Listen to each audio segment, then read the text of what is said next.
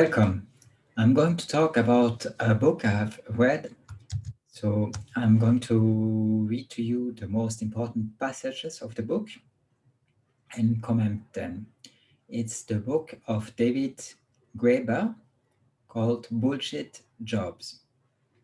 And I'll start right now.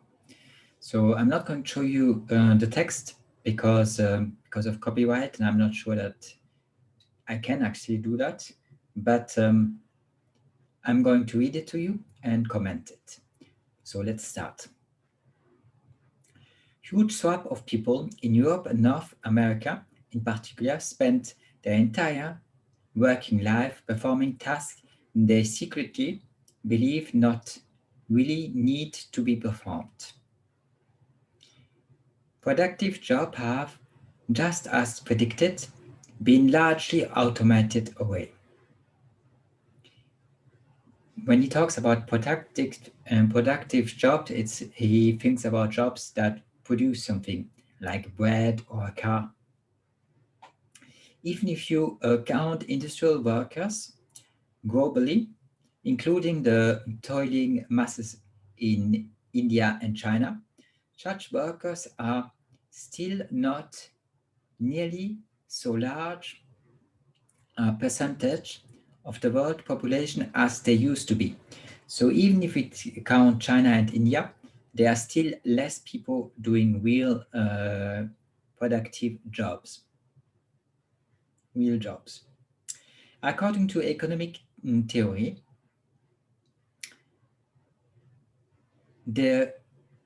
at least the last thing a productive seeking firm is going to do is sell out money to workers they don't really need to employ. So that's about the question: why should a firm spend money on people that don't really do something? And this book will answer that question.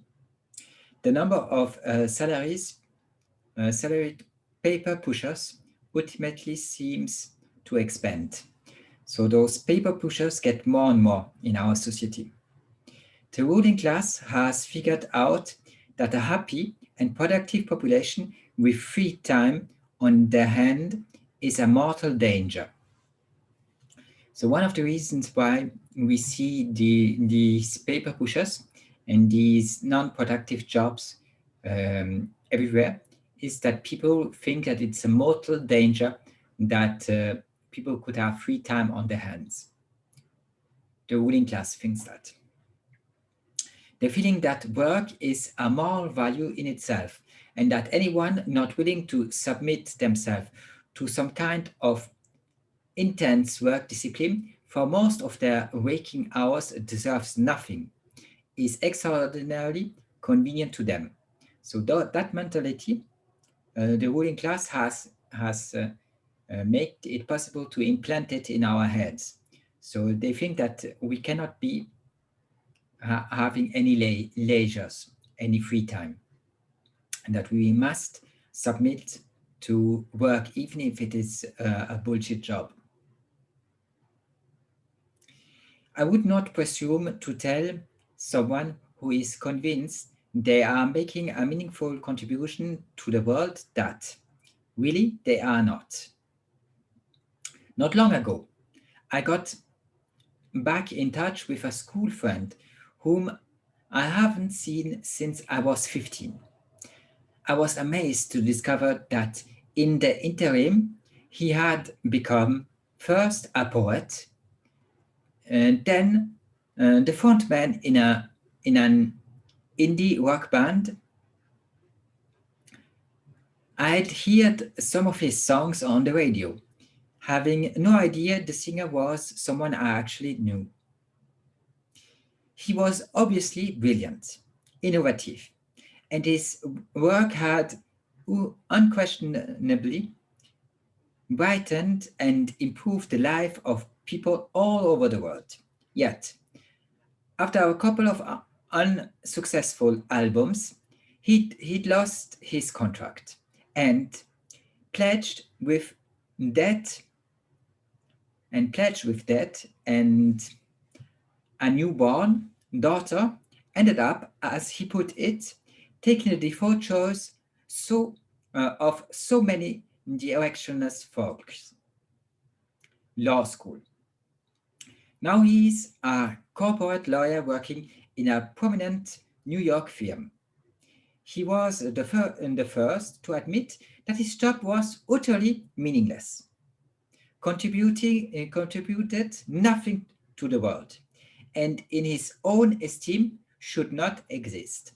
So a lot of people accept jobs just to get some money, even if they think those jobs should not exist.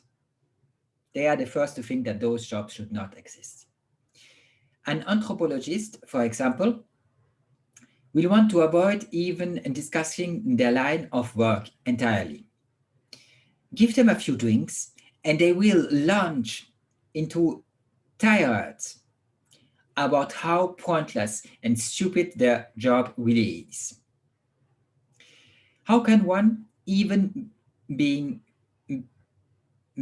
to speak of dignity in labor when one secretly feels one's job should not exist?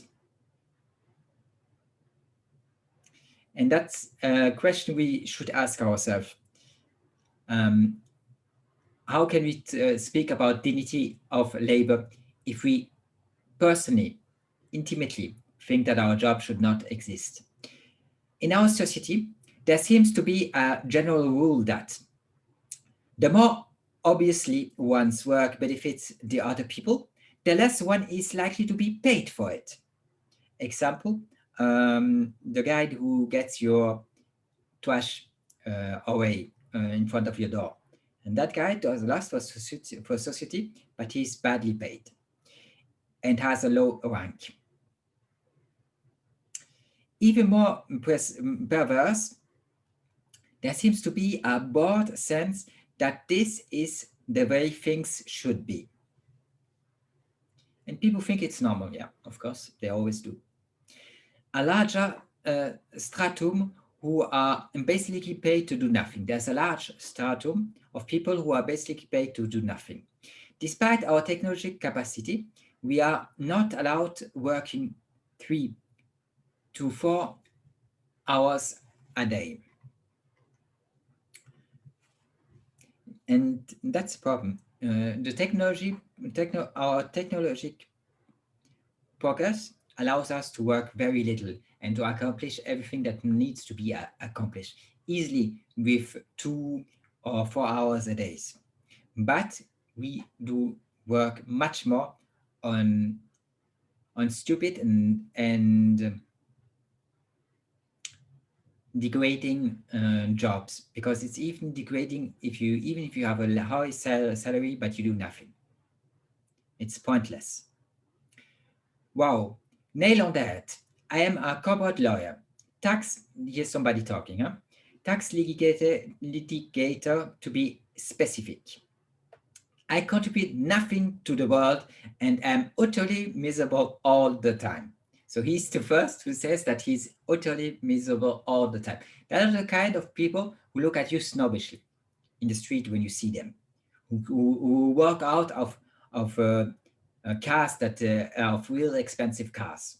Okay, I don't like it when you ask them a question, they don't even want to answer because they're too good for it. That are the snobs you will see all over the place. I don't like, but not him. He at least understands that it's bullshit what he's doing, and most of them pretend that it is not. I don't like, at least if they think they can talk about it.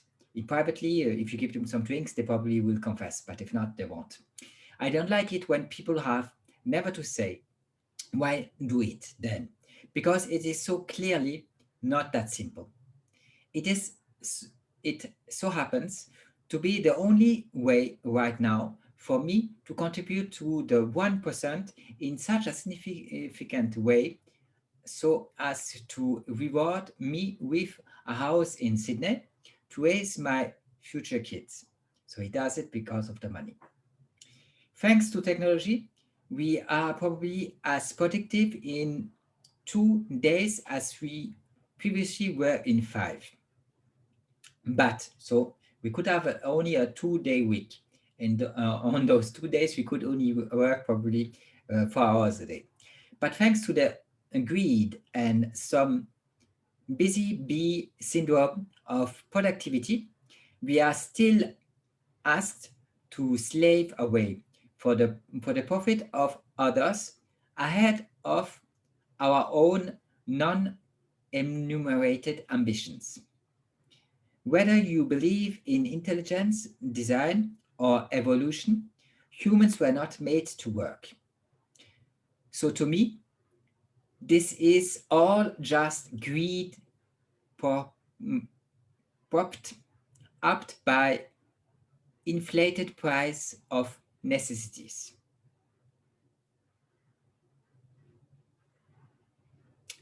40% of Dutch workers reported that their jobs had no good reason to exist. And that's a survey that was done, and 40% of people reported that their job should not exist. I was developing at the time the neoliberal free market ideology that had dominated the world since the days of Thatcher and Reagan, was really the opposite of what it claims to be. It was really a political project dressed up as an economic one. I would go even further. I would say that it is a moral project dressed up as a political project dressed up as an economic one. So our problems are more than before. I thought that they were mainly economic, but now I believe they are moral. So we want that kind of work. We think that that one kind of work is right. Our Puritan beliefs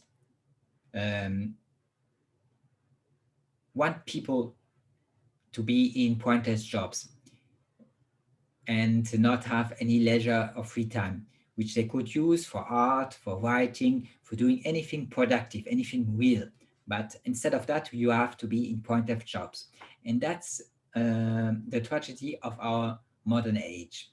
So our problem is more than economic. And why I say that, because you can always create an economic system that works. And if you don't, it's because you don't want to. And personally, to be short and to move on with my text, I plead for a resource-based economy, and that would abolish our monetary system. Without that, I think we are blocked and we can't move on. But anyways, let's keep that topic for later maybe, and move on with my text. The only logical conclusion was that economic imperative weren't really driving the project, and they are not. It's a moral project more than an economic one. This, I'm saying that, not he, not David Graeber. This I consider the defining factor of a bullshit job. One so completely pointless that even the person who has to perform it every day cannot convince himself that's a good reason for him to be doing it. He might not be able to admit this to his co-workers. Often there are very good reasons not to do so, but he is convinced the job is pointless nonetheless. Provisionally definition. Now he gives a provisional definition of a bullshit job. A bullshit job is a form of employment that is completely pointless, unnecessary, or precious, that even the employee cannot justify its existence. Or it's unnecessary or pernicious, that even the employee cannot justify its existence. Some jobs are so pointless that no one even notices if the person who has the job vanishes. This unusually happens in the public sector. So it happens mostly in the public sector, but not just in the public sector. It also happens in the private sector. YouGov poll found that in the United Kingdom, only 50% of those who had full-time jobs were entirely sure the job made any sort of meaningful contribution to the world. So here it's even worse. It's 50% of people who are not sure that their job does anything meaningful to the world. And 37% were quite sure it did not. And 37%, so we are close to 40% again, think not. A poll by the firm Solften and Nelissen carried out in Holland put the latter number as high as 40%. So we are again at 40%. Many service workers hate their job, but even those who do are aware that what they do does make some sort of meaningful difference in the world. Service worker, at least they hate the job, but at least it does some meaningful difference in the world, which the pen pusher jobs do not. The job holder must feel obliged to pretend that there is, in fact, a good reason why their job exists, even if privately she finds such claims ridiculous. So that's the difference, because when they speak publicly, they will say that the job should exist, but privately they think it that sustaining that point of view is ridiculous. A butch job is a form of paid employment that is so completely pointless, unnecessary, or pernicious that even the employee cannot justify its existence, even though, as part of the conditions of employment, the employee feels obliged to pretend that this is not the case. So because he gets money, he thinks he's obliged to pretend that this is not the case. Those who believe that they have bullshit jobs are generally correct. Yes. To answer the question, if it's a bullshit job or not, you can ask me, I would tell you, but most jobs are bullshit. So there's no problem to ask me. I would answer that it's a bullshit job in nearly every case you show me. But just let the people decide themselves. And those who believe they have bullshit job are generally correct. I mean, they are the best to know if their job is bullshit or not, and they are best to know. So just ask the people. If they are sincere, they will tell you. The real sticky problem comes in when it's a question of whether certain kinds of work, say telemarketing, market research, consulting, are bullshit. That is, whether they can be said to produce any sort of positive social value. Well, they cannot. If I can answer the question if you wonder. If the preponderance of those engaged in a certain occupation privately believe their work is of no social value, one should proceed along the assumption that they are right.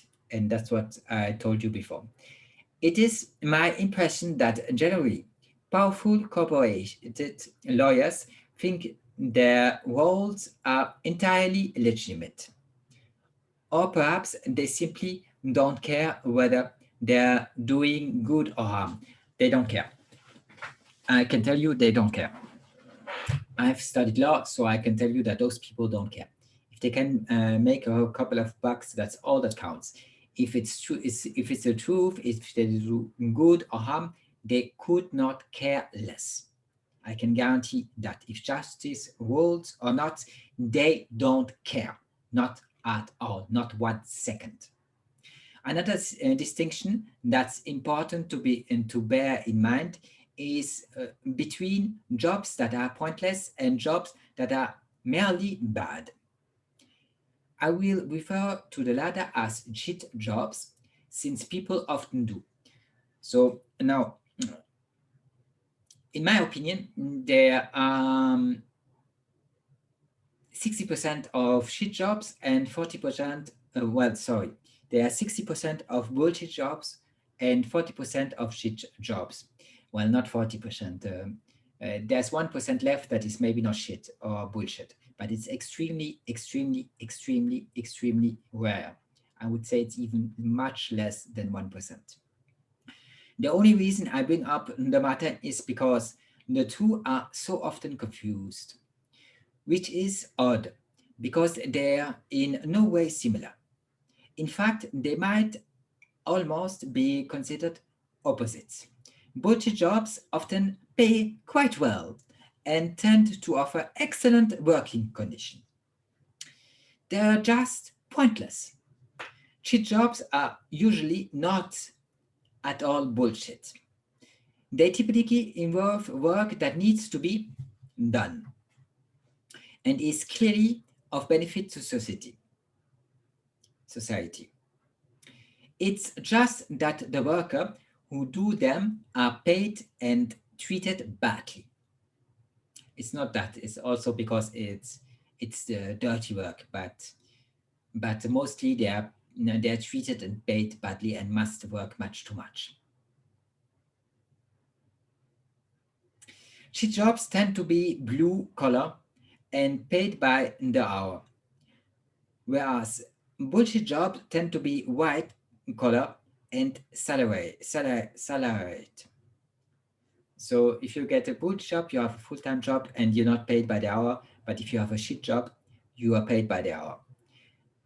Those who work shit jobs tend to be the object of indignities. Shit job indignities. They not... Sorry, I've lost the part I was reading. I just made a little mistake, so I have to find it again.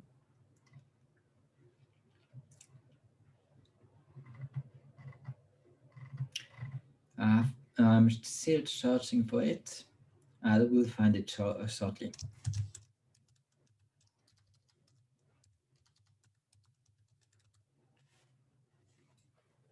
Okay, I'm back to where I should be. Shit jobs tend to be blue collar and paid by the hour, whereas bullshit jobs tend to be white collared and salaried. Those who work shit jobs tend to be the object of indignities. They not only work hard, but also are held in low esteem for the very reason. So she's actually saying that they have low esteem because they work hard, which maybe is the case. They have low esteem because they have a low rank, and that's all, in my opinion. But at least they know and they are doing something useful. Those who work bullshit jobs are often surrounded by honor and prestige. So do a bullshit job and you get a lot of honor and prestige. And they are respected and professionals, well paid and treated as high achievers. Surely you do nothing and you're a high achiever. As the sort of people who can be justly proud of what they do. Yeah, doing nothing and be proud of it. Just secretly, they are aware that they have achieved nothing. They feel they have done nothing to earn the consumer toys with which they fill their lives. They feel it's all based on a lie, as indeed it is. Yes, he's right, it's all a lie. It's all a tragedy, or a comedy if you prefer. It is also theoretically possible to have a job that is both shit and bullshit. Well, everything is possible, so that's even possible. It's as if business were endlessly trimming the fat on the soap floor and using the resulting savings to acquire even more unnecessary workers in the office upstairs. Yes, So the people downstairs work so that the people upstairs can do nothing. And the people downstairs have shit jobs and the people upstairs have good jobs but do nothing. I fantasize about eliminating the jobs, not the people who have to do them. And I agree that would be nice. I'm a corporate lawyer. Here, one more guy. I contribute nothing to this world and I am utterly miserable all the time. And he should be. The pointlessness of the modern workplace. People have to be compelled to work. If the poor are to be given relief so they don't actually starve, it has to be delivered in the most humiliating and onerous ways possible, because otherwise they would become dependent and have no incentive to find proper jobs. The underlying assumption is that if humans are offered the option to be parasites, of course they'll take it. I don't agree, because people who have leisure don't have to be parasites. Okay, most won't, maybe most won't do anything productive, most aren't genius, most won't write a great book, most won't do some art. So what? Okay, there are enough people with qualities that will do more than enough for those who do nothing. And I'm sorry, they are also living beings, and they should have an dignified life, even if they are not up to do anything else than playing video games. People also have a particular aversion to being humiliated, but leave them to their own devices, and they almost invariably rankle even more at the prospect of having nothing useful to do. So now he's saying that it's even worse to have nothing useful to do than to be humiliated. And it maybe is. The problem is that not just you have nothing to do, but you must pretend to be doing something. So you don't really have free time to study. You don't have free time to write a book. You have to pretend to be there. You have to go to the office. You have to look as if you have stuff to do, even if you have nothing to do. And you can't watch YouTube videos all days, at least not when the boss is watching. Human beings are not just social animals. They are so intrinsically social. I'm sorry, I think I forgot something. Let's go back. We now know that placing prisoners in solitary confinement for more than 6 months at a strength inevitably results in physically observable forms of brain damage. So you cannot just put somebody in solitary confinement. And if you take all of the joy out of their life by giving them a bullshit job, it's not much better. Human beings are not just social animals. They are so intrinsically social that if they are cut off from relations with other humans, they begin to decay physically. And that's really important.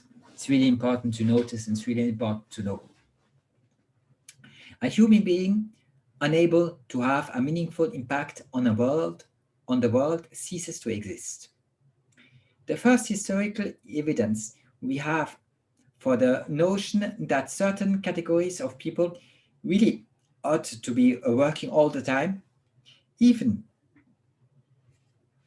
if there's nothing to do, and that work needs to be made up to fill their time, even if there's nothing that really needs doing, refers to people who are not free, prisoners or slaves. And yes, you are a prisoner or slave. Even if you have nothing to do, you have to work. And it's probably the worst kind of slavery. To write a history of make work, to explore when and in what circumstance idleness first became to be seen as a problem or even a sin. Yes, today's idleness is seen as a sin, and that's absurd. It is what farming is like. For instance, all hands on deck, mobilization around planting and harvest, but otherwise, whole seasons taken up largely by minding and mending things, minor project and puttering around. But even daily tasks or projects such as building a house or preparing for a feast tend to take roughly this time. In other words, the traditional students' patterns of lackadaisical study leading up to intense cramming before exams and then slacking off again. I like to refer to it as productated hysteria. Is typical of how human beings have always tended to go about necessary tasks if no one forces them to act otherwise. Yes, there's day and night, so sometimes you have to work and sometimes you have leisure. That's perfectly normal. Our society where you have to work from 8 o'clock to 5 o'clock in the afternoon is absurd, especially if you look at our technological progress. Obviously, some tasks are more dramatic and therefore lead themselves better to alternating intense, frenetic bursts of activities and relative torpor. That has always been true. Hunting animals is more demanding than gathering vegetables, even if the latter is done in sporadic bursts. Building houses better lends itself to heroic efforts than cleaning them. As these examples imply, in most human societies, men tend to try, and usually succeed, to monopolize the most exciting, dramatic kind of work. They'll set the fires that burn down the forests on which they plant their fields, for example, and if they can, relegate the woman to more monotonous and time-consuming tasks such as readings. One might say that men will always take for themselves the kind of job one can tell stories about afterwards, and try to assign women the kind you tell stories during. The more particular the society, the more patriarchal the society, and the more power men have over women, the more this will tend to be the case. So I'm not sure that patriarchal society is just men having more power about women. I would not express it that way, but this is the point of view of David Graeber. I think that you can be a serious even if you and treating your wife well, and even your wife could become, after your death, for example, herself a sui iuris. So I'm not saying that a patriarchal society is always against women, but David Graeber looks at a classical definition, or the most common definitions nowadays. The same pattern tends to reproduce itself whether one group clearly is in a position of power over another, with very few exceptions. Feudal laws, insofar as they work at all, were fighters. Their lives tend to alternate between dramatic feast of arms and near total idleness and torpor. So as you can see, normally you sometimes you are on the battlefield, and other times you have a leisure, idleness, and torpor, and that's normal.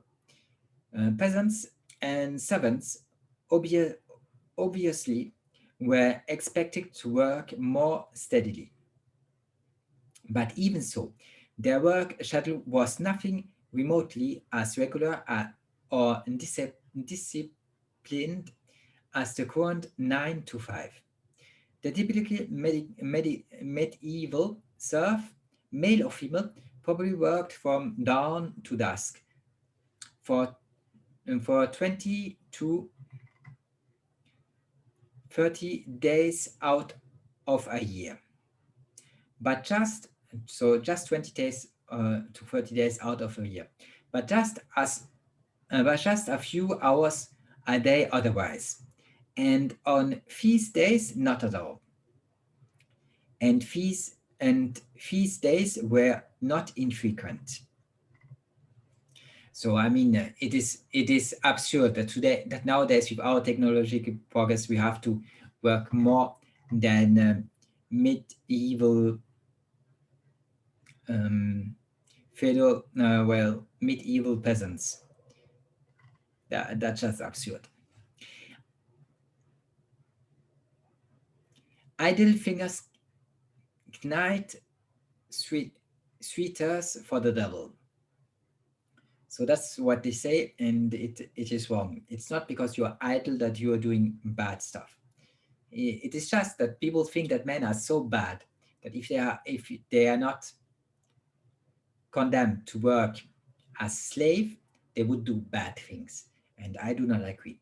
It is a question of how they are raised and what their values are, but it has nothing to do if they are idle or not. They are good people because they want to be good, and they are bad people because they want to be bad people. It has nothing to do with idleness. It's better to keep. So it's a moral question. It is better to keep slaves busy, even at made-up tasks, than to allow them to idle about in the off-seasons. The reason given always being that if slaves were left with time on their hands, they were likely to start plotting to flee or revolt. And that's what they are scared of. And that's also why there's so much pointless jobs today, is because our elite think that we would flee or revolt. They're especially scared about us revolting. A worker's time is not his own. It belongs to the person who bought it. Insofar as an employee is not working, she is stealing something for which the employee paid good money. By this moral logic, it is not that idleness is dangerous, idleness is theft. So we went even in our masochistic bullshit, in our psychopathy, we went even far, more far. We did not only say that idleness is bad, we said that doing nothing is stealing from the person who bought your time. So you cannot, and those people then come to me and tell me that they aren't slaves. What a joke. To be a slave, to be forced to surrender one's free will and become the mere instrument of another, even temporarily, was considered the most degrading thing that could possibly befall a human being. Before in antiquity, that was the case. And I still do agree that you should not be a slave. There should not be slaves. Even if you need money, there should not be slaves. We need to find a way of living together on this earth without having any kind of slavery around us. Slaves might occasionally do free contract work as well, say working as potters at the docks. Free men and women would not. And there's a reason why you don't do that if you are a free man or a free woman. during Roman time, you would never have done such a thing if you are free man or free woman. If you did it, you would become a slave. How did, and I mean that not in a metaphorical way, I mean that literally, you would lose your freedom if you did it. How and did we get to the situation we see today, where it's considered perfectly natural for free citizens of democratic countries to rent themselves out in this way, or for a boss to become indignant if employees are not working every moment of his time? So it's not even more your time. It's not your life. It's his time. It's his life. Why? Because he bought it. And that's, I mean, sadomasochism cannot go any further than that.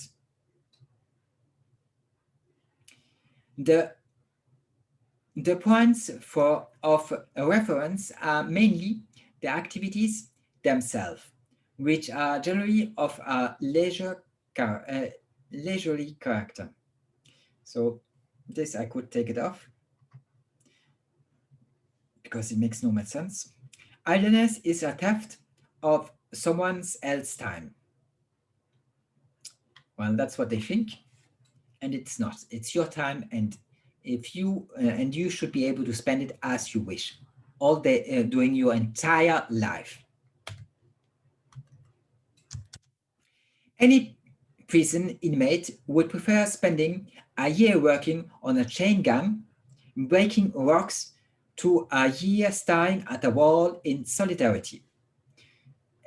The problem is that they are staring at a wall in solidarity, and that they have no TV, no books, nothing to give them any intellectual value. And that's just destroying a human being. And death is preferable to that. It certainly is. Humans are socially being that begin to atrophy, even to physical decay, if they are denied regular contact with other humans, insofar as they do have a sense of being an autonomous entity, separate from the world and from others. It is largely from conceiving themselves as capable of acting on the world and others in predictable ways. Deny humans this sense of agency, and they are nothing. Yes, you are nothing if you lose your freedom.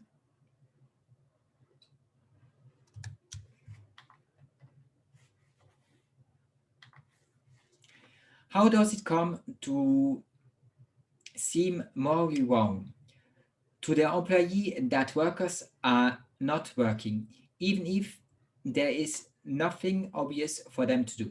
Yes, that's absurd, but our society is totally absurd. The worst thing about a bullshit job is simply the knowledge that it's bullshit. Yes, that's true. Wherefore, some pointlessness exasperates boredom. For others, it exasperates anxiety. You will be sick. With boredomness pushed to that degree during your entire life, you will be sick.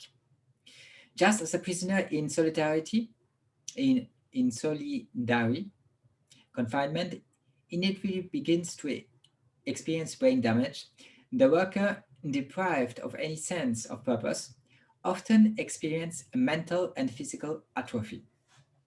So it's extremely bad. It really is extremely bad for you having a bullshit job. When I am in public and people ask me about my job, I don't want to. There is nothing to say, nothing to be proud of. Working for the foreign minister, here's somebody working for the foreign minister, has a high reputation. So I am saying I'm working for the foreign minister. People usually react with a mix of respect and not really knowing what I am doing. There's a reason, because why they're not even knowing what I'm doing, as he says, because he even doesn't know. I think the respect makes it even worse. And he says that the respect he gets makes it even worse because he knows that is entirely bullshit. I had no concept of the horrible dread I would feel getting up in the morning to spend all day sitting in an office trying to inconspicuously waste time.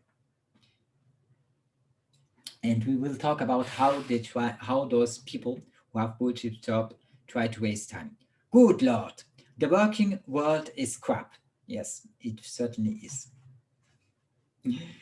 For thinking a crap of for thinking a crap of his job was hardly the end of the world. Rachel was finally forced to the conclusion that the end of the world would, in fact, be preferable.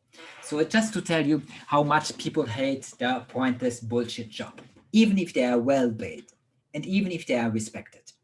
There is on others, slightly different from the social suffering that ought to be acknowledged, the misery of having to pretend you're providing some kind of benefit to humanity when you know the exact opposite is the case.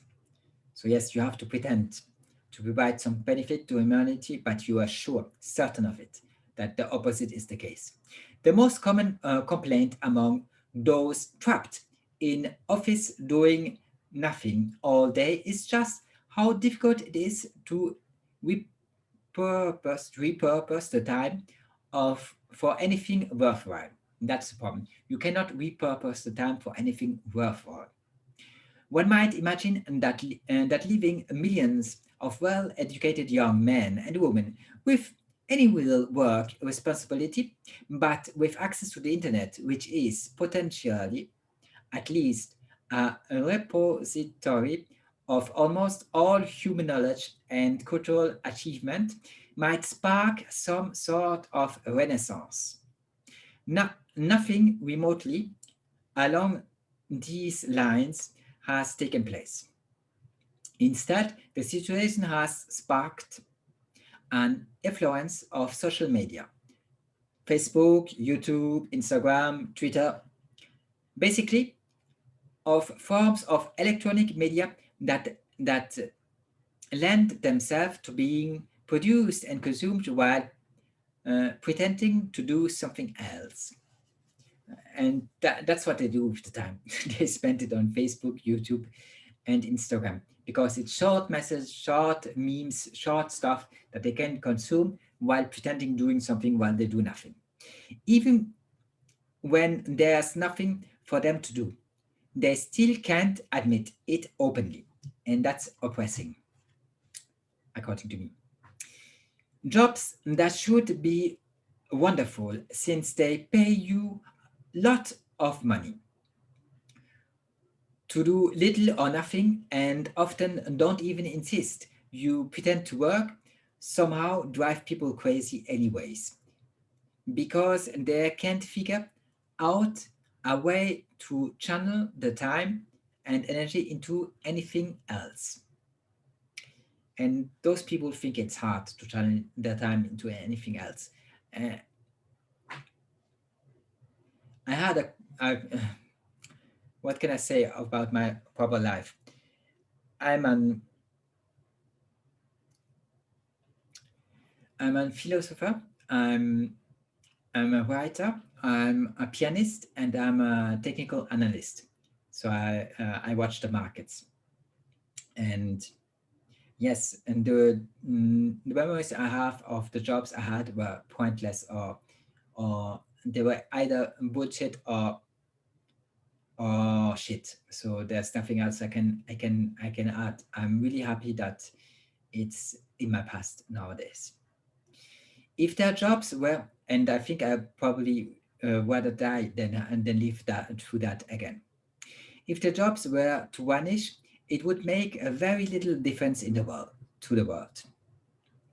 All I'm really agreeing in this book is that just as much of what the financial sector does is basically smoke and mirrors. So most of the information sector jobs that accomplish its rise as well. While many people who end up homeless have a history of addiction to alcohol or other drugs, or other personal foibles. Many others are teenagers abandoned by their parents, veterans with PTSD, and women fleeing domestic violence. So you must also understand why people end up in the street. There's a reason for that.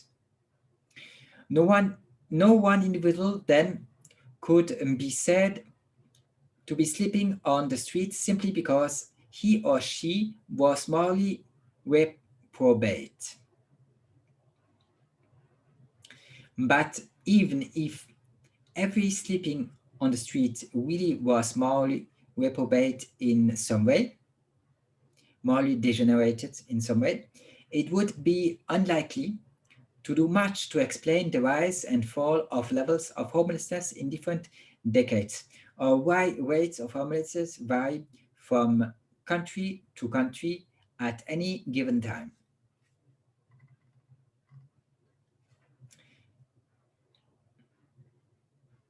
There have been moralist thoughts to ages who have argued that the poor are poor because of their moral turpitude. Well, I cannot say that it's entirely wrong. I don't think it's just that, but it's not entirely wrong. It is hard to have a high standard of moral values if you live in the streets. It really is. So there are not many people who manage to be poor, like Diogenes. I don't know how you say it in English. And it's the guy who lived in a box in the antiquity in the streets with a lot of dogs around him. Extremely poor, but he was a great philosopher. So that's extremely rare. Normally, it's really hard to have moral values when you live in the streets, unfortunately, especially nowadays. The question of why one player won a game rather than another is indifferent from the question of how hard the game is to play. Conclude that homelessness was nothing more than the inevitable result of human weakness. People sometimes tell me that any attempt to explain bullshit jobs in political terms is wrong-headed. Such jobs, and they insist, exist because people need the money, as if this consideration had somehow never occurred to me before. Looking at the subject motives of those who take such jobs is then treated as an alternative to asking why so many people find themselves in a position where the only way they can get money is by taking such jobs to begin with. So the thing is, the question you have to ask is, why do people take those jobs to begin with, even if they know or find out really soon that it's a bullshit job or a shit job? That's because they need the money, and they cannot live otherwise. They don't know how to live without that income. Marx appears to have been right when she argued that a reserve army of unemployment has to exist in order for capitalism to work the way it's supposed to. So I'm not sure that has to exist for capitalism to work. I think just that our monetary system is obsolete and should be taken out. If you do not take it out, you have to find a solution that those pointless or shit jobs do not exist anymore, and that people can have lives, dignified lives, where they do something instead of doing nothing. Political pressures is being placed on those managing the economy similar to the directives once coming out of Kremlins. It's just that the source is more diffuse and much of it falls on the private sector. So now we are going, I think now we are going to talk about the private sector, about the private sector. He acknowledged that millions of jobs in medical insurance companies like Kaiser or Blue Cross are unnecessary. He even acknowledged that a socialized health system would be more efficient than the current market-based system, since it would reduce unnecessary paperwork and reduplications of efforts by dozens of competing private firms. But he's also saying it would be undesirable for that very reason. I think it was the president who said that. I don't remember which one. One motive he insists for maintaining the existence of market-based systems is precisely its inefficiency, since it is better to maintain those millions of basically useless jobs, office jobs, and then to cast about trying to find something else for the paper pusher to do. So they don't know what to do with the paper pushers, so they want as many paper pusher jobs as possible. And there's a political ideology that forces you to have as many paper pushers as possible. That a political culture where job creation is everything might produce such results should not be shocking. Yes, why should you be surprised that there are a lot of paper pusher jobs, a lot of pointless jobs, since job creation, according to our political institution, is everything. So then you create jobs, even if those jobs serve nothing. It does tend to limit the degree to which a newly appointed dean can simply decide that, since he is obviously a very important person, it is only natural that he should have 5 or 6 additional administrative staff working under him, and only then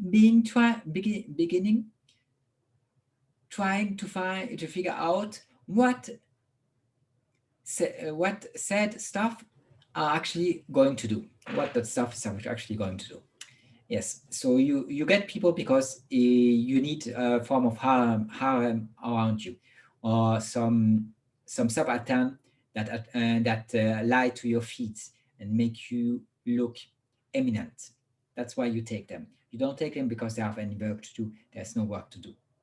Back in the 1950s or 1960s, one could still say that universities were one of the few European institutions that had survived more or less intact from the Middle Ages. University administrators who would have been delighted to seize power in this way and each hire themselves a retinue of minions. Yes, you want to have some minions around you. And that's what they did in our universities too. So this sounds like a whole new category. Jobs intentionally done wrong. They are not just a bullshit job or shit job. They are also jobs that are intentionally done wrong. How common do you think that is? It is extremely common. No, not that extremely common, but yes, I think it's quite common. A lot of people do their job intentionally wrong just to make a couple of bucks more. If you repair a car and you know that you're a bad job and the guy will come back 2 weeks later, then you make even more money. In the final analysis, it's everything we do just empty ritual. Is everything we do just empty ritual? Yes, it is. Today, yes.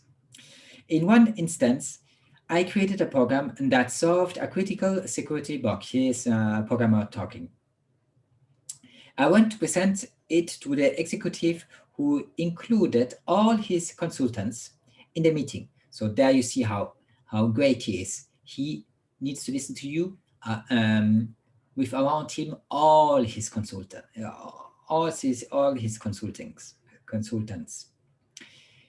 There were 25 of them in the boardroom. The hostility I faced during and after the meeting was severe, as I slowly realized that my program automated everything they were currently being paid to do by hand. That's why they don't want that kind of automation. It's not as if they enjoy it, they hate it, but it was tedious work, monotonous and boring. The cost of my programs was 5% of what they were paying those 25 people. But they were adamant. I found many similar problems and came up with solutions. But in all my time, not one of my recommendations was ever actioned. That's the problem. Even if you say something that is useful and helps people, nobody wants to listen to you because they want to keep on doing their bullshit or shit jobs just to get a couple of bucks. And progress cannot happen in that way. It cannot happen with that if that is what you do, if that is what our political think is great for the nation. Because in every case, fixing these problems would have resulted in people losing their jobs, as those jobs serve no purpose other than giving the executive they reported to a sense of power. Yes, why do they have so much people who are working on them? Because it gives them a sense of power. In other words, 48,000 of the bank's 60,000 employees did nothing useful. 48,000 out of 60,000 did nothing useful, or nothing that couldn't easily be done by a machine. And a machine must do that job. Those kind of aberration must disappear. The upper quintile is growing in size, and income becomes all the value created by actual productive workers in the lower quintile gets extracted by those on the top. Yes, money gets extracted by those on the top from those on the bottom to those on the top. Money gets extracted from those on the bottom to those on the top. When the top class rob everybody else, they need a lot more guard labor to keep their stolen loot secure. Yeah, quite right.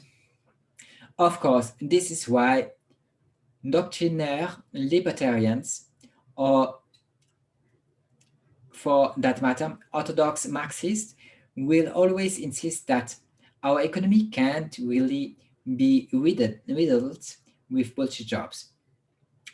That all this must be some sort of illusion.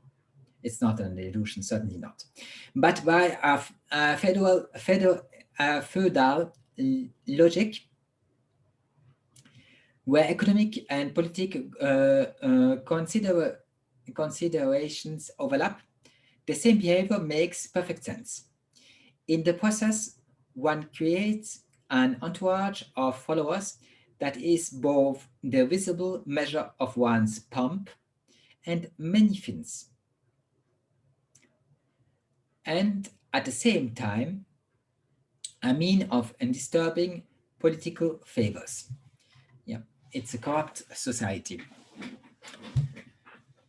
This means that once again, it's increasingly difficult to distinguish politics and economics, as we have seen with the advent of too big to fail banks, whose lobbyists typically write the very laws by which government supposedly regulates them, but even more by the fact that financial profits themselves are created largely through direct geopolitical means.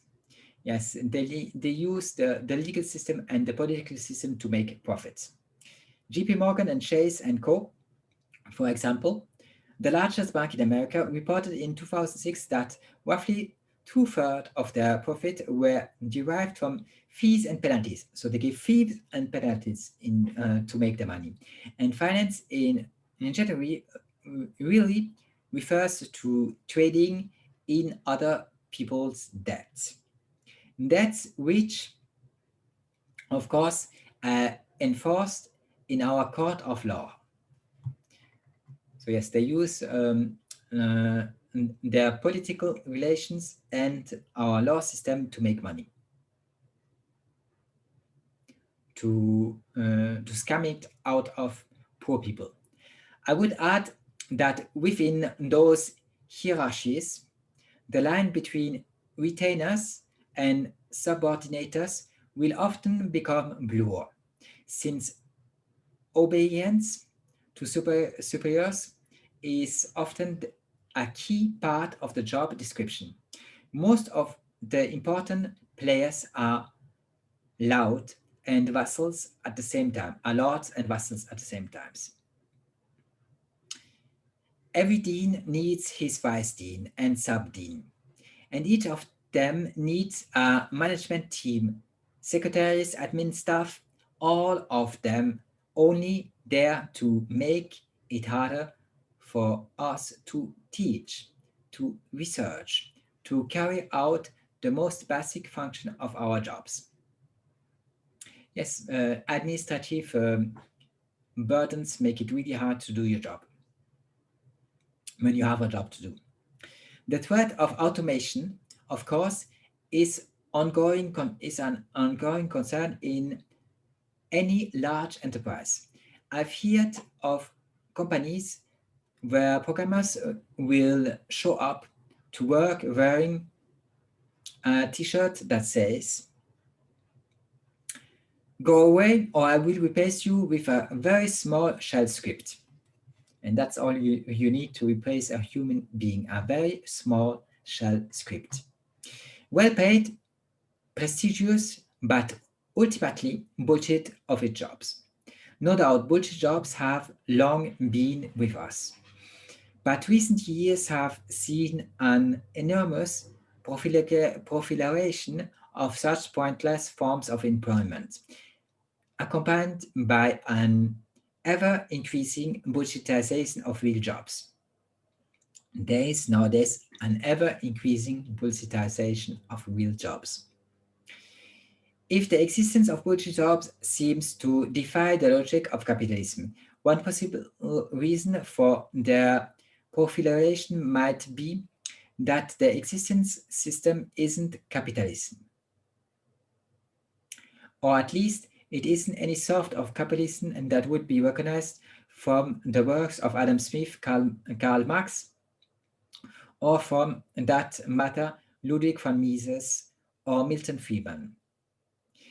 It is increasingly a system of rent extraction where the internal logic, the system's law of motion, as the Marxists like to say, are profoundly different from capitalism, since economic and political imperative have come to largely merge. It's not anymore capitalism because political and economic interests have largely merged. In many ways, it resembles classic medieval feudalism, displaying the same tendency to create endless hierarchies of lords, vassals, and retainers. In other ways, notably in its marginalization ethos, it is profound different. And the whole apparatus, rather than replacing old-fashioned industrial capitalism, is instead superimposed on top of it, and blending together in 1,000 points in 1,000 different ways. Yes, feudalism has blended together with capitalism in 1,000 different ways. Nowadays, it is not capitalist anymore. I think it's for the poor guy that lives on the street, it's capitalism. For the middle class, it's communism, and for the rich, it's socialism. I sense that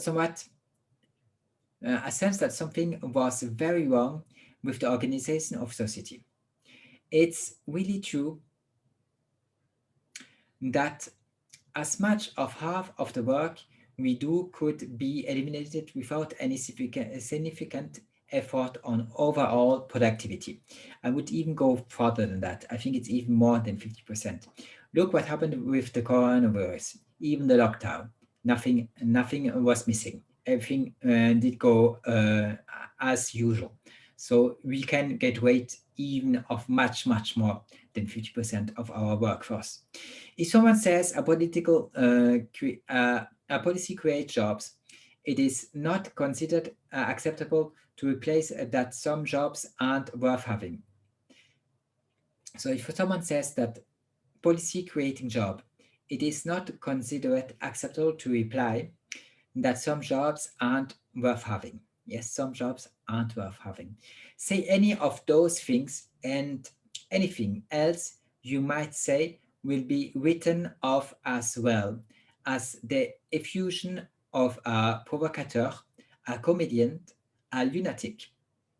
Anyway, someone whose further argument can now be automatically dismissed.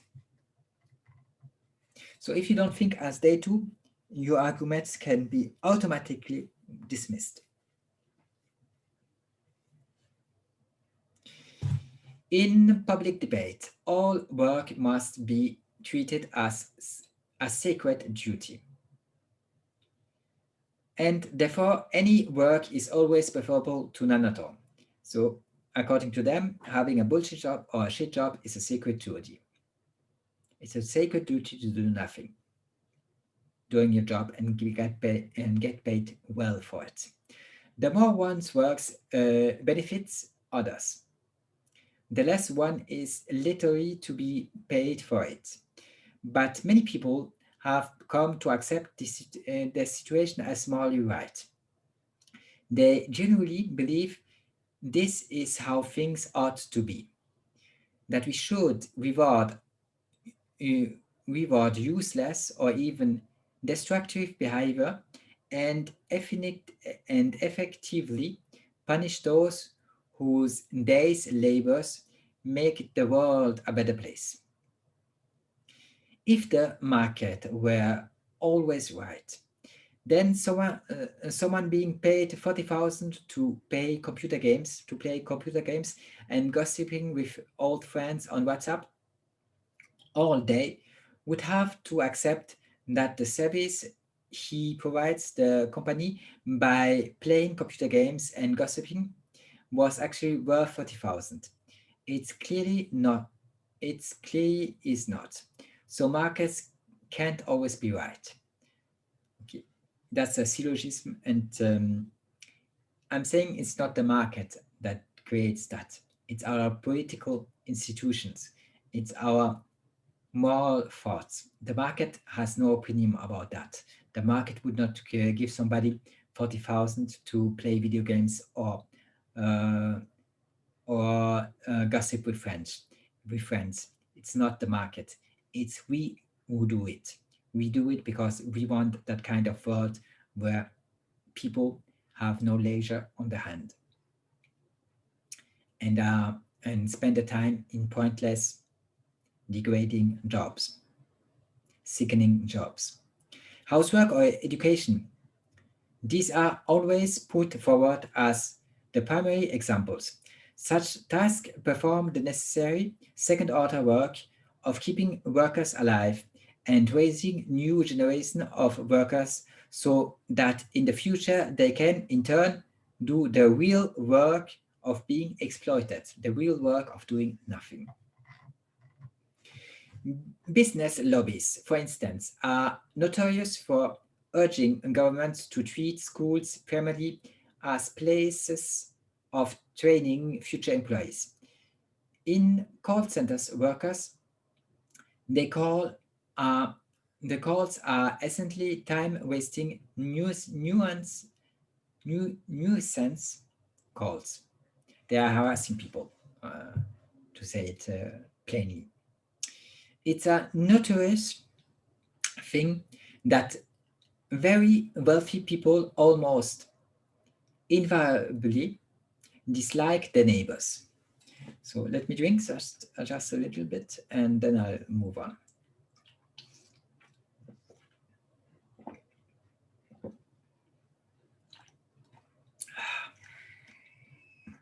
I've already read you 10 pages, that's a lot. My voice is starting to fade.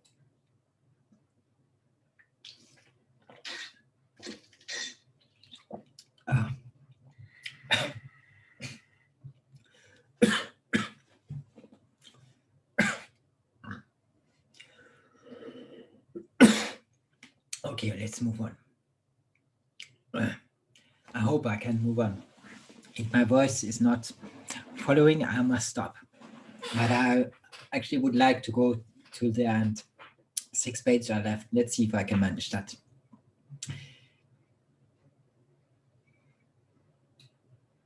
So we were at it's a notorious thing that very wealthy people almost invariably dislike the neighbors. I suspect they would all have agreed on at least 2 things. First, that the most important thing one gets out of a job are 1, money to pay the bills, and 2, the opportunity to make a positive contribution to the world. And your job might give you the money to pay the bills, but it won't give you nowadays the opportunity to make a positive contribution to the world. I wanted to do something useful with my life. I work that had a positive effect on other people, or at the very least, wasn't hurting anyone. But the way this economy works, if you spend your working life creating for others, you'll end up so underpaid and so deeply in debt, you won't be able to care for your own family. The amount of money I can charge for doing the work I do is almost perfectly inversely correlated to how useful it is. So if it's useful, you get paid nothing, and if it's not useful, you get paid a lot. This can make sense only if one first assumes that work, more specifically paid work, is a value in itself, indeed. So much a value in itself that either the motives of the person taking the job or the effect of the work are at best secondary considerations. The flip side of the left-wing protest marches, waving signs demanding more jobs, is the right wing's onlooker muttering, "Get a job," as they pass by. So both want more jobs, the left and the right. There seems a broad consensus, not so much even that work is good, but that not working is very bad. Don't work and it's very bad, but do a bullshit job and it's very good, according to them. That anyone who is not slaving away harder than he'd like at something he doesn't especially enjoy is a bad person, a sconger, a scriver, a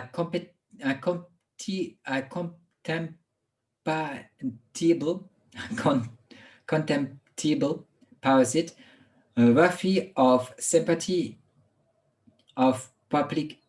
unworthy of sympathy or public relief. So you must suffer if you don't work, according to them. This feeling is, and it's a moral issue. It's not an economic issue. It's a moral issue.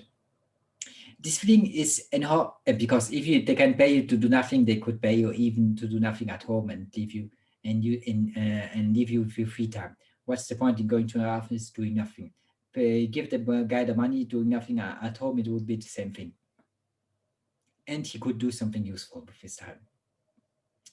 This feeling is echoed as much in the liberal political protests against the suffering of hardworking people.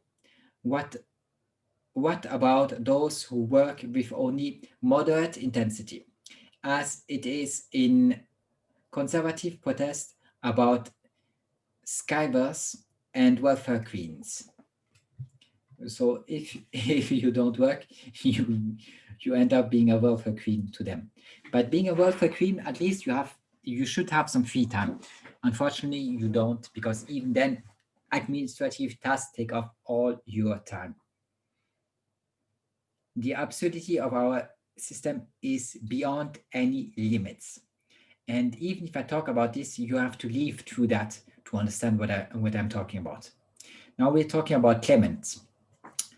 Clement says, my colleague often discuss how busy things would get and how hard they work, even though they would routinely be gone at 2 or 3 in the afternoon.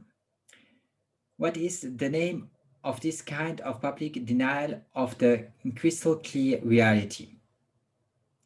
My mind keeps going back to the pressures to value ourselves and others on the basis of how hard we work at some things we'd rather not be doing. So if you suffer a lot and you do work that you don't like to do, then according to our society, you are a good man, which is also a perverse standpoint. Do something you like and do it right. You will be of much more use to humanity. That's what I say. I believe this attitude exists in the airs around us. We sniff it into our noses and exhale it as a social reflex in small talk. It is one of the guidelines principle of our social relations here. If you are not destroying your mind and body via paid work, you are not living right. So those people who know nothing about philosophy will tell us how we should live. What a joke. Attitudes toward labor have changed. Why? How have so many humans reached the point where they accept that even miserable, unnecessary work is actually morally superior to not working at all? It is not. Miserable, unnecessary work is not morally superior to not working.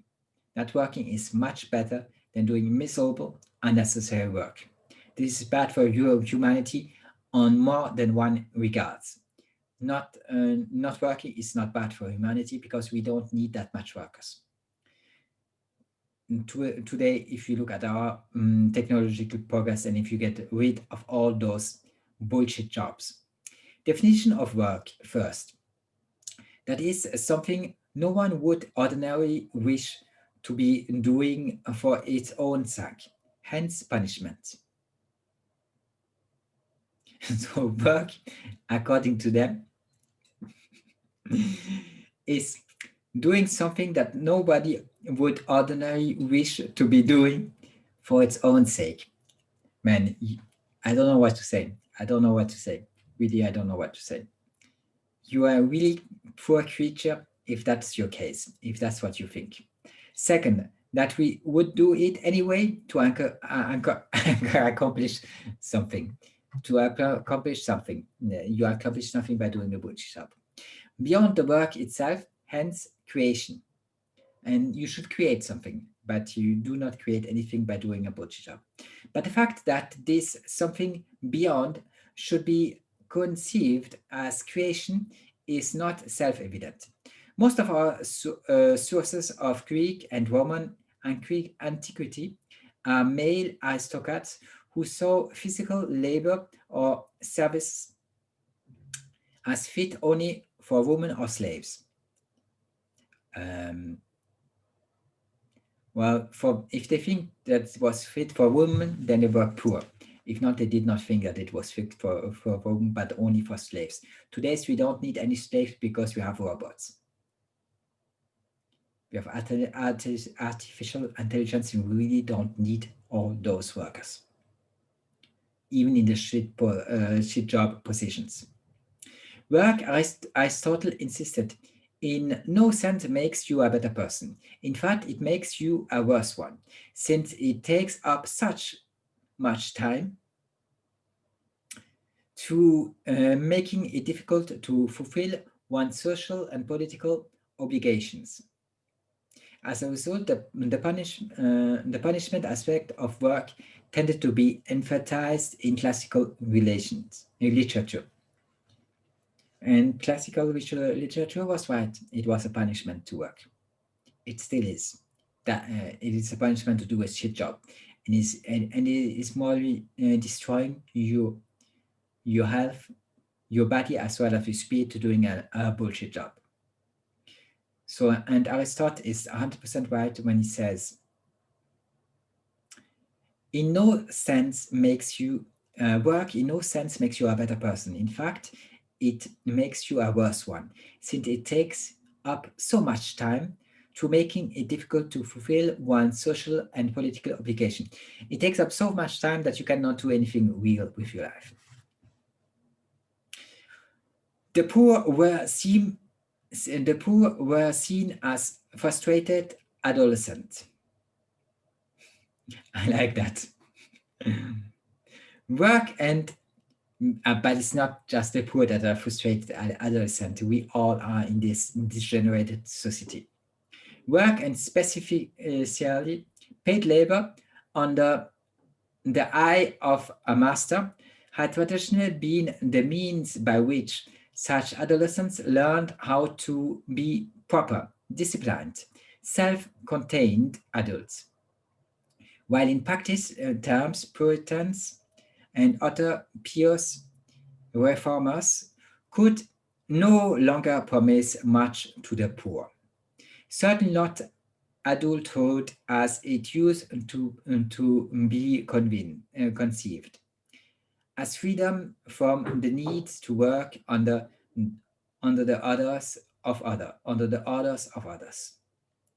Freedom from the needs to work under the orders of others. That's a beautiful thing. Why does nobody talk about that?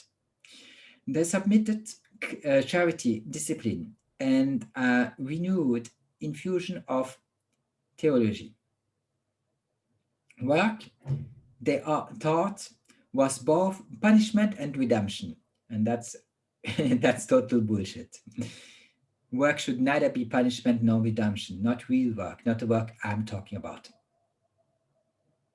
And that's the work that makes you real money also, if you do it right. And even if it does not, it's still better than having a bullshit job. Work was self-mortification, and as such had value in itself, even beyond the wealth it produced, which was merely a sign of God's favor. The wealth that is produced is that work produced is not a sign of God's favor. The New Testament doesn't look at it that way, and that's what I think.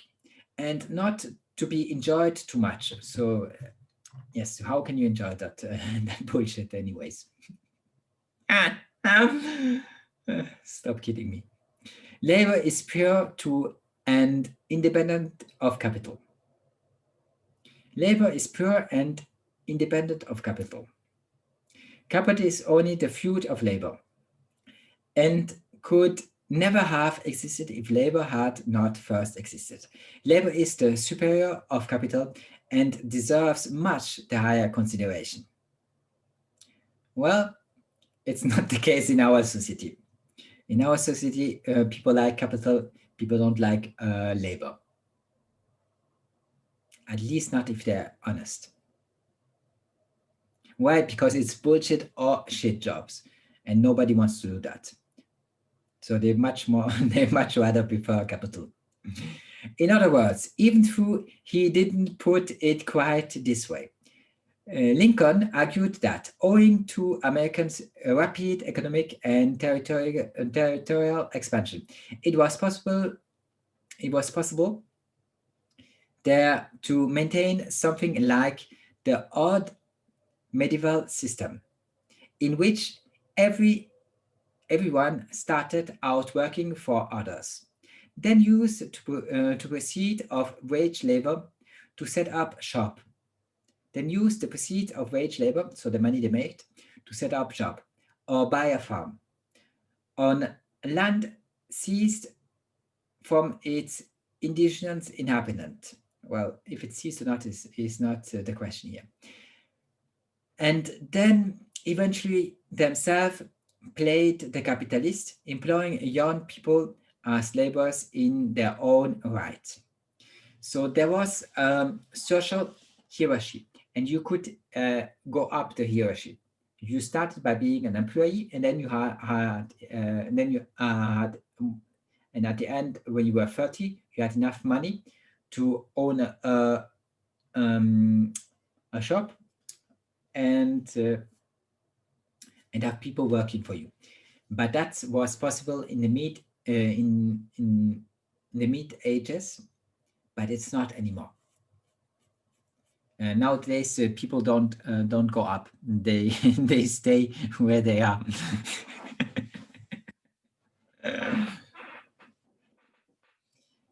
Before, you needed 20 weeks to pay your entire expenses for the year.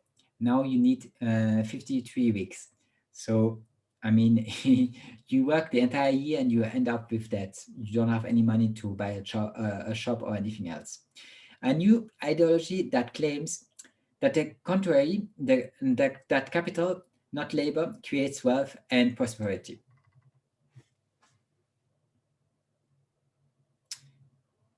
Well, capital in itself does not create prosperity. There needs still to be to be some input, some labor to create prosperity. That's correct. Just capital in itself won't create prosperity. But if you have a lot of capital, you will prosper. If you have money, you will prosper for a short period of time until you spend it all. The new bureaucratical organized corporation and their significant management sought as far as possible to literally turn workers into existence of machinery. Their every move predetermined by someone else. So you're not free anymore. That's slavery. You're not free anymore if someone else decides of every move you're going to make. With a generation, producerism had given way to consumerism, the source of status. So nowadays, consumerism is the source of status.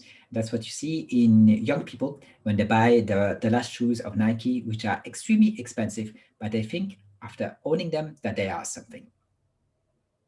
And when they see you on the street, they bully you. Nice, isn't it? The real point is philosophical. It is a recognition that the world we inhabit is something we made collectively as a society, and therefore that we could also have made it differently. That's really important. We can make a different world, but we don't want to. We want the same absurd, abstract system until eternity, until death. And we ask for it. We ask for it. We beg for it. We study for it. We work for it. That system that should not exist and should never have existed, in my opinion. And even if in the past it did something good, it does not do it anymore. It strikes me that recognizing that a great deal of work is not, strictly speaking, productive but caring.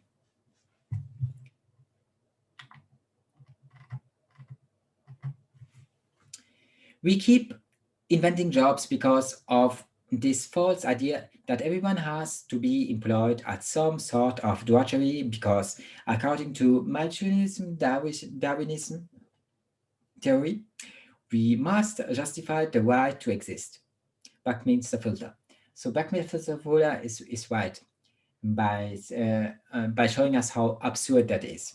We exist because we exist, and we don't have to justify our existence. You came on this earth without asking for it. Why should you justify for it? And you certainly did not create the absurd rules that exist nowadays. You try to live, to survive in that, with that bullshit and that nonsense, that psychopathy, that psychopathic way of life that we live nowadays, that all of us live nowadays. We are workers supposed to find meaning and purpose in jobs where they are effectively being turned into robots, where they are actually being told they are a little better than robots, even as at the same time they are increasingly expected to organize their lives around their work. Paid labor under a master's discipline is the only way to become a genuine adult. That's something that worked in the past, but nowadays it does not work anymore. Paid labor won't make you a genuine adult. Certainly not. You're still a kid even if you have paid labor.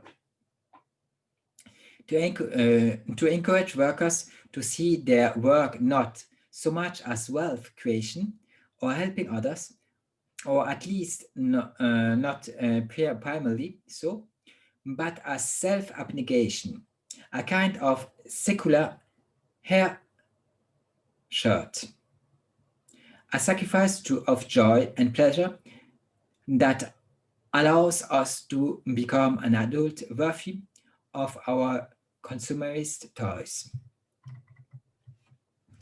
So I don't know you, but I have enough of those consumerist toys that only take up space and are good for nothing. People regularly report that work is what gives the ultimate meaning to their lives. Yes, a bullshit job will give you an ultimate living to your life. Yeah, that's quite funny. And that unemployment has devastating psychological effects. Most people's sense of dignity and self-worth is caught up in working for a living. Most people hate their jobs. In well over 100 studies in the last 25 years, workers have regularly depicted their job as physically exhausting, boring, psychologically diminishing, or personally humiliating, and unimportant. Yeah, that's what work is. It's exhausting, boring, psychologically diminishing, personally humiliating, and unimportant. To be denied work is to be denied far more than the things that work can buy. It is to be denied the ability to define and respect oneself. And that's perverse. It's perverse that people think that they should not get any respect just because they don't have a job. The misery of the job is itself what forms character. No, your character is formed by the efforts you do on things worthwhile, not on stupid nonsense. Workers, in other words, gain feelings of dignity and self-worth because they hate their jobs.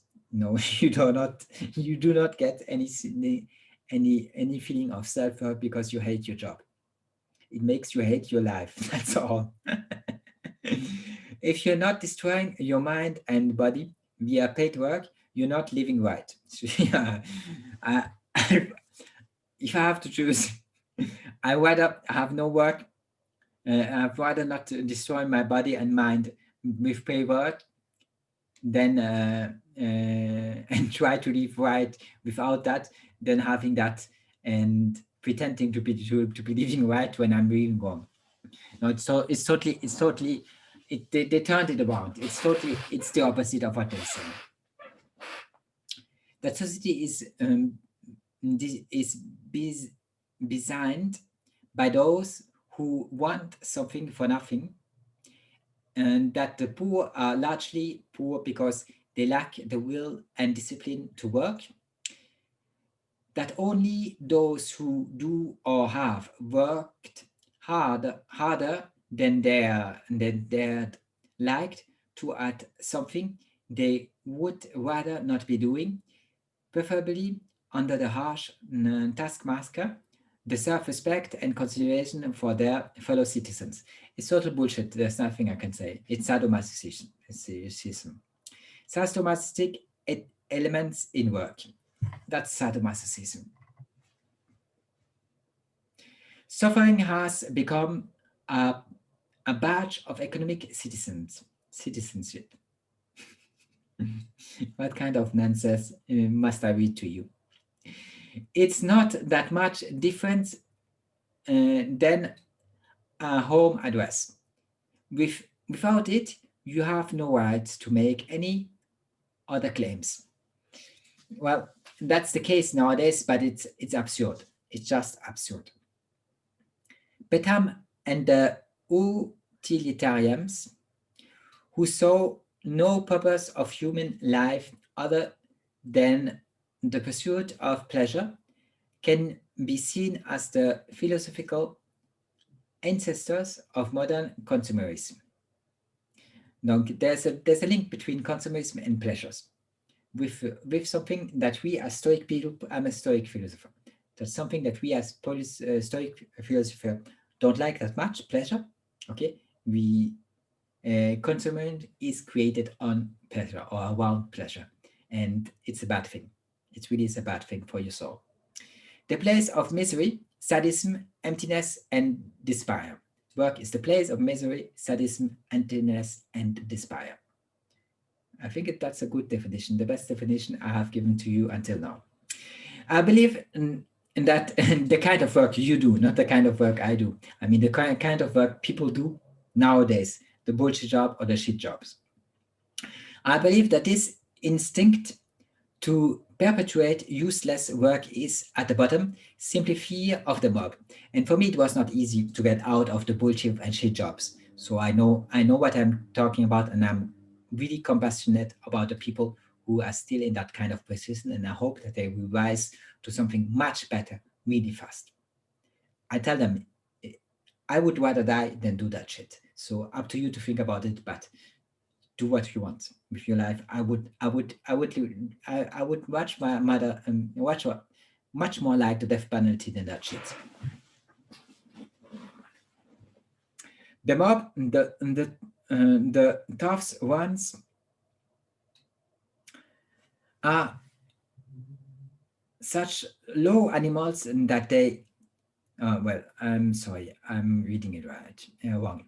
I believe that this instinct to perpetuate useless work is, at the bottom, simply the fear of the mob. The mob, through the truth ones, the mob are such low animals. They would be dangerous if they had leisure. It is safer to keep them too busy to think. So let me read it again, because there's something more than useful in that way. It is George Orwell, and he saw it right before the rise of the bullshit job. He already saw that. I believe in the instinct. I believe in the instinct to perpetuate useless work is, So I believe that usury birth is at the bottom, simply the fear of the mob. The mob are such low animals that they would be dangerous if they had leisure. It is safer to keep them too busy to think. And that's exactly what our politicals are doing. They want us to be too busy to think. And that's why we get bullshit jobs or shit jobs. Attending a yoga class at a local gym, ordering out for Deliveroo, watching an episode of Games of Thrones, or shopping for hand creams or consumer electronics can all be placed in the kind of self-contained, predictable time slots one is likely to have left over between spades of work, or else while recovering from it. And you have to recover from that bullshit job too. It seems absurd, but it's true. All these are examples of what I like to call compensatory consumerism. Yes, you do that to compensate for something, for the emptiness in you, for the resentment you feel with your life and your job and how things are going.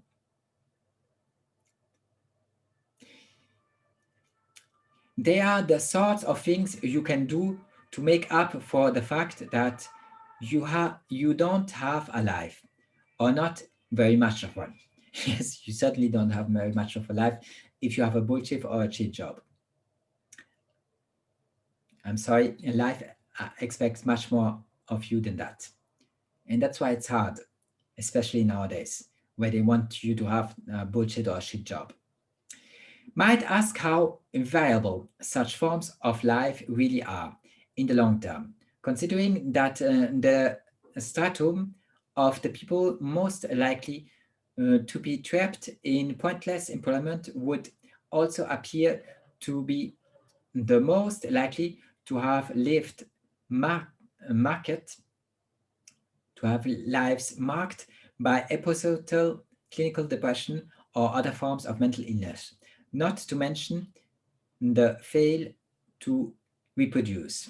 So, bullshit job and shit job probably too, especially bullshit job, make you feel depression, mental illness, and you will fail in those conditions to reproduce. Well, not everybody, but some people. For depression and mental illness, that's very frequent with bullshit jobs.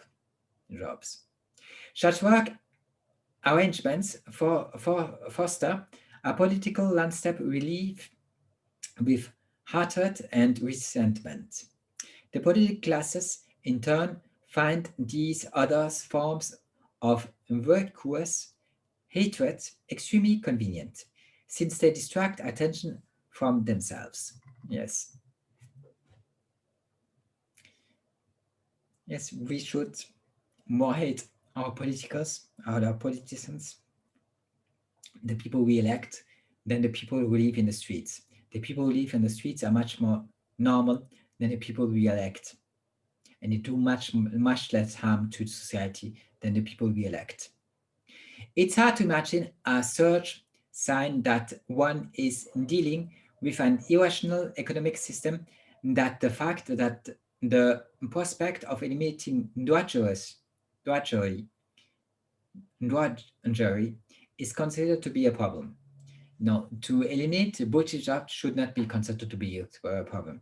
Star Trek solved the problem with replicators, and young radicals here in the United Kingdom sometimes talk about a future of full automated luxury consumerism, which is basically the same thing. If you want full automated luxury consumerism, you need to go for a research-based economy, as defined by Jacque Fresco. Look it up. Since at least the Great Depression, we've been hearing warnings that automation was or was about to be throwing millions of people out of work. Keynes at the time coined the term technological unemployment, and many assumed the mass unemployment of the 30s was just a sign of things to come. And while this might make it seem such claims have always been somewhat alarmist, what this book suggests is that the opposite was the case. They were entirely accurate. Automation did, in fact, lead to mass unemployment. We have simply stopped the gap by adding dummy jobs that are effectively made up. A combination of political pressures from both right and left, a deeply held popular feeling that paid employment alone can make one a full moral person. Here we get the nonsense again.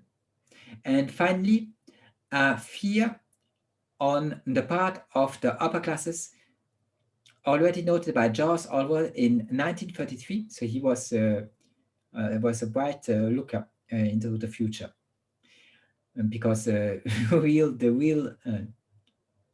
devastating effect of non-employment, you see them of bullshit jobs, you see them only today.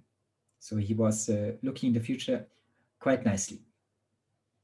Of what the laborers might get up to if they had too much labor on their hands has ensured that whatever the underlying reality, when it comes to official unemployment figures in wealthy countries, the needle should never jump too far from the rank of 3 to 8%. So they try to keep unemployment at 3 to 8% because they're scared of the mob.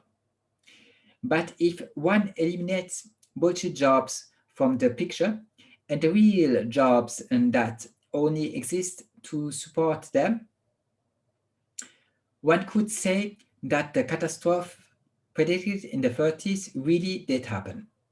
Upward of 50% to 60% of the population has, in fact, been thrown out of work. I think it's even more. I think it's maybe 80% or 90% of work has disappeared. And I think that all that has become bullshit jobs. Because the shit jobs that do still exist are very little, and something like 10%, and you can even automate that. So I said before 60-40. Now I think it's even worse. I don't have the real numbers, because in a resource-based economy, everything would be much different.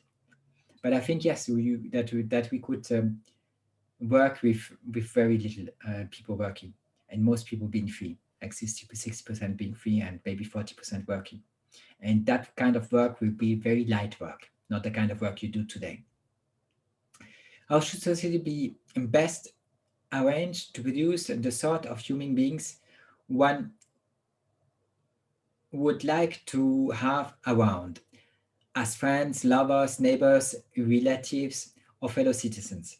This is the kind of question that concerns Aristotle, Confucius, and Ibn Khaldun. No, I'm saying it wrong. Khaldun. In the final analysis, it's still the only really important one. Everything else is just bullshit.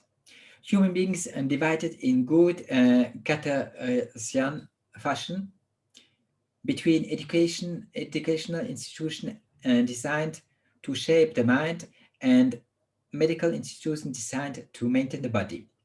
In other cities such as New York, universities and hospitals come second and third as employers, the biggest employees being banks.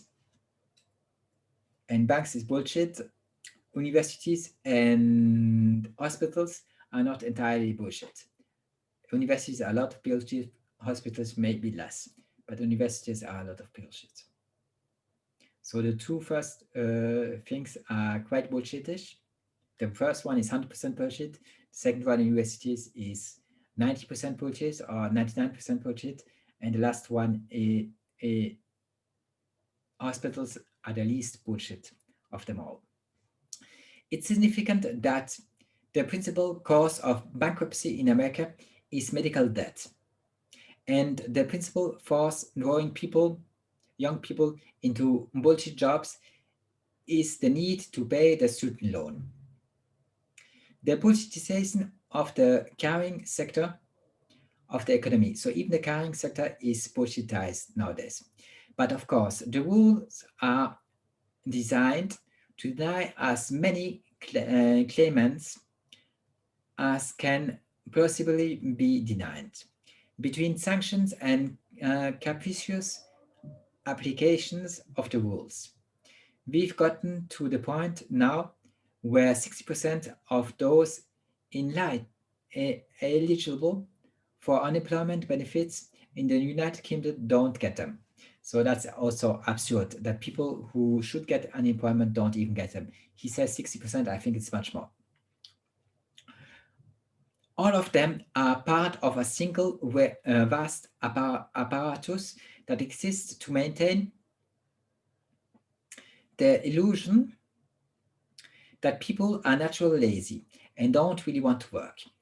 And therefore, that even if society does have a responsibility to ensure they don't literally starve to death, it is necessary to make the process of providing them with the meals of continued existence as confusing, time-consuming, and humiliating as possible. That's entirely true.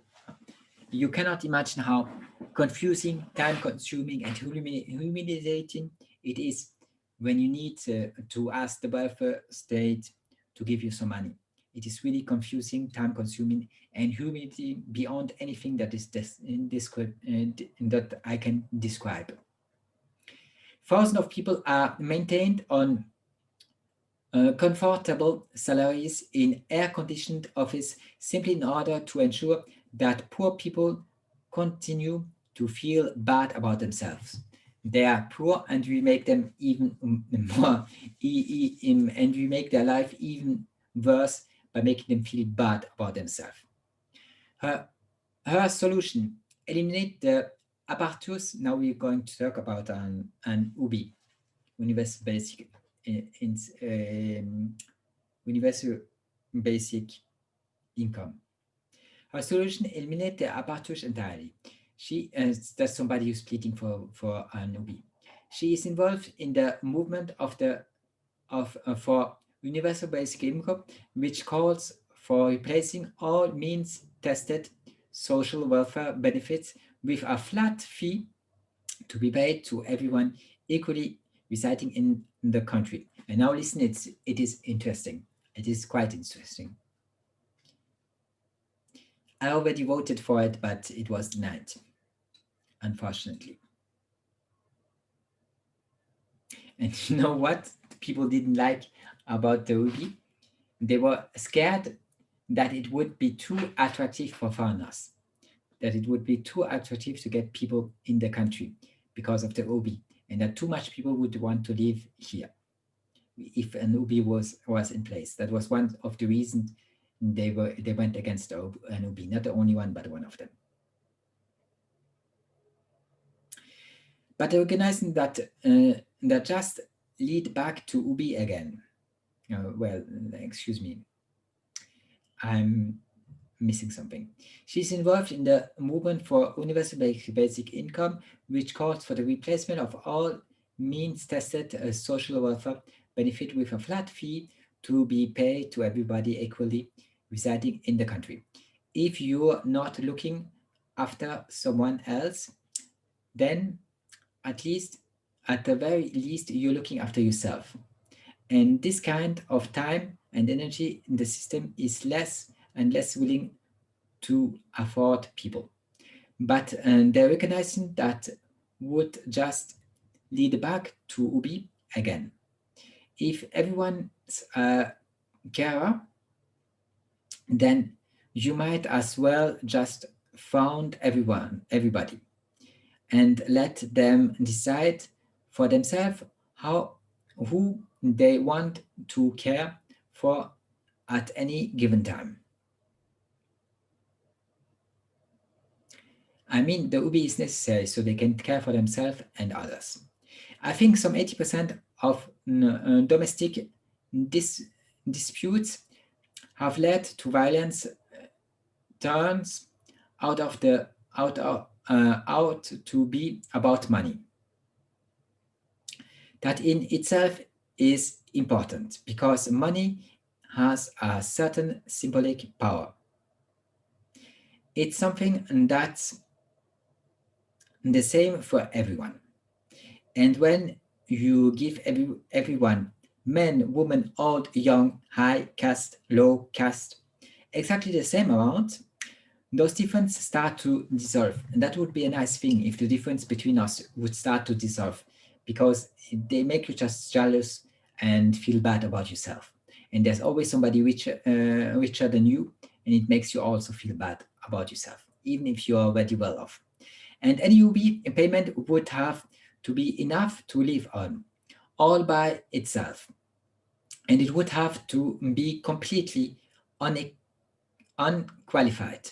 So everybody would have to get it without asking for it. Everyone has to get it, even people who don't need it. It's worth it, just to establish the principle that when it comes to what's required to live, everyone deserves that. When it comes to what is required to live, everyone deserves that. And I totally agree. Equally, without qualification, and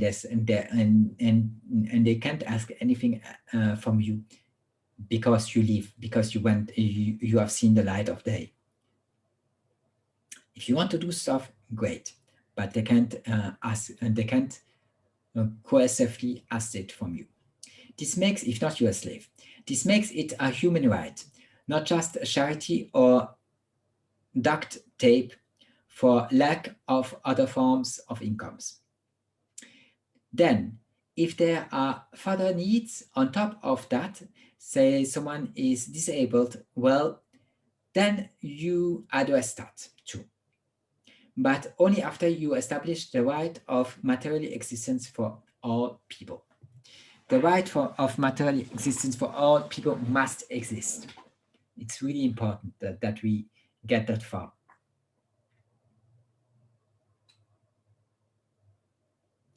The difference between an UBI and an resource-based economy is that an UBI still uses a monetary system, and we think we can do without it. It's better to get entirely rid of it, and I think that's much better.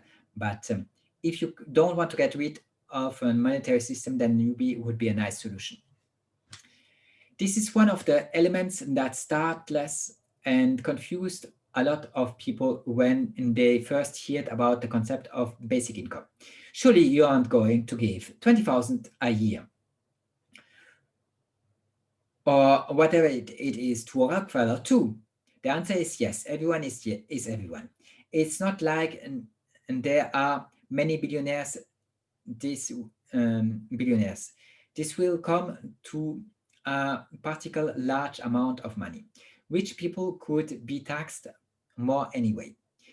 If one wanted to start means testing, even for billionaires, then one would have to set up a bureaucracy to start means testing again. And if history tells us anything, it's that such bureaucracies tend to expand.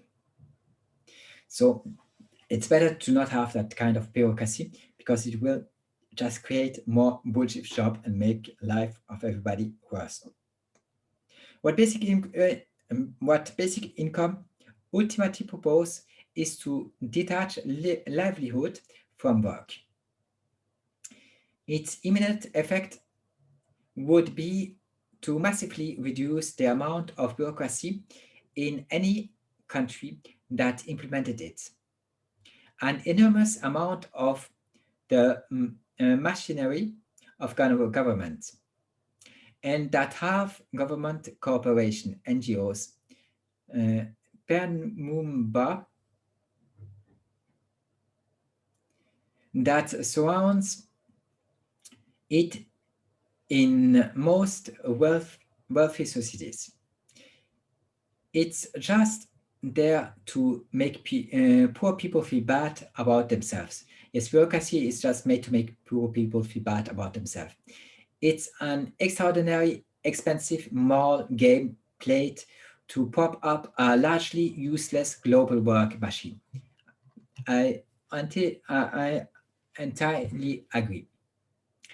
What does are further muddied by the fact that there are radical different visions of what an universal income is and why it would be good to have one, ranging from a conservative version that aims to provide a modest stipend as a pretext to completely eliminate existing welfare states, provisions like free education or health care, and just submit everything to the market, to a radical version such as Leslie and Candy support, which assumes existing unconditional guarantees like the British National Health Service will be left in place.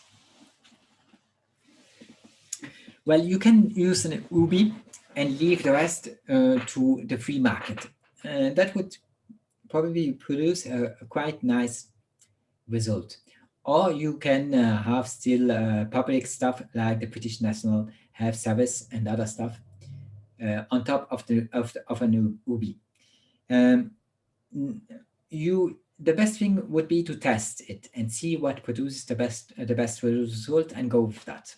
But both ideas are quite good, and I personally would like to see the free market working, because I think that the free market is quite powerful when it's used correctly. But if the free market does not produce a satisfying result, we must go with communism and public institutions. Checking to see the homeless are in possession of 3 forms of ID. So bureaucracy is used, for example, to check if the homeless are in possession of 3 forms of IDs. And if they're not, their life will even be worse, which is a joke because you don't have 3 kinds of IDs on you when you're in the street. A full basic income would eliminate the compulsion to work by offering a reasonable standard of living to all, and then either leaving it up to each individual to decide whether they wish to pursue further wealth by doing a paying job or selling something, or whether they wish to do something else with their time. Yes, with a newbie, you can decide what you do with your time and how you want to spend it, and if you want or not to pursue further wealth, or if you like more spending your time in artistical manners or playing video games if you can't think of anything else. But it's up to you on the newbie, and that's much better than what we have today. Money is, after all, a rationating ticket. And in an ideal world, one would presumably wish to do as little rationing as possible. Yes, money is a rationing ticket. And nowadays, with our technology process, we don't need to ration a lot. So it is not necessary to have that ration ticket. I think we can do without nowadays, easily. Most people would prefer not to spend their days sitting. And that's why I plead for a research-based economic as defined by Jacque Fresco.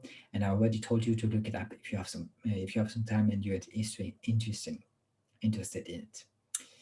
Most people would prefer not to spend their days sitting around watching TV.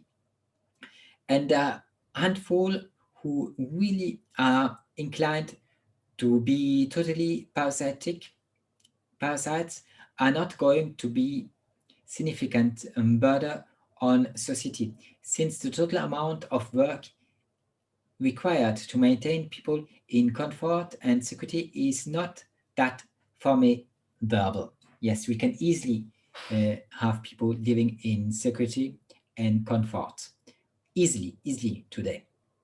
And we can do it without our monetary system, according to me. If you want it, go for an UBI and see, and why not see what capitalism can manage.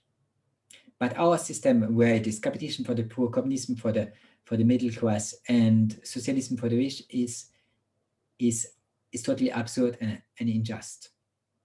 The compulsive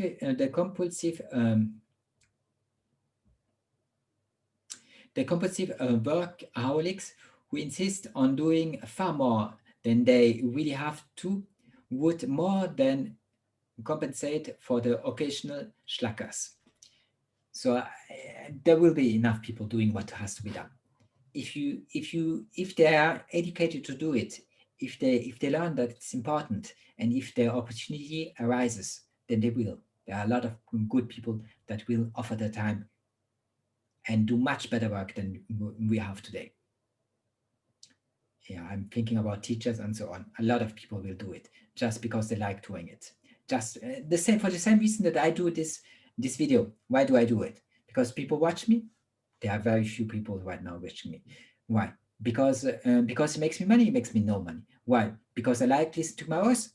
I don't especially like it, but I think it's important to do it, and it's an exercise for me. So I do it because I like that kind of work. That's why I do it. Even if it's free and even if nobody cares, I would still do it only for me. Just as I play the piano, and if some people listen to what I play, great. If they don't, I don't mind. You can listen to whatever you like. Okay, it's a free world, according to me.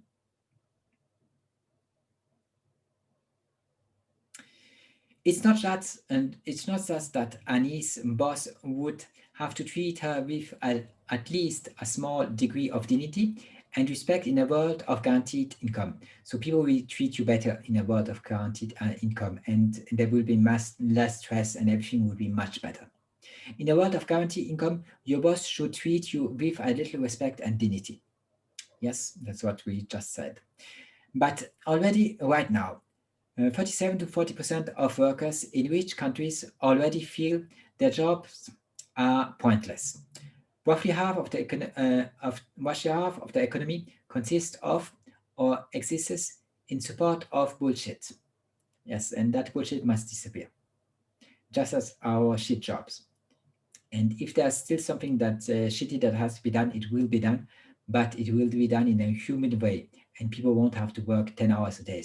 4 hours or 2 hours or 20 minutes will be sufficient, and there will be enough of volunteer people doing it because they know that it's important that it will be done. And the wood shop must entirely disappear. Shit job must be done until we can automate them. Okay, we have done it. I have read to you 15 pages. The last one is empty. So I'm very pleased of that because I wanted to finish, and I managed to do that today. So thanks a lot. If you want to follow me on Twitter, it's Story Crypto. So it's Story TORY .crypto. And if not, well,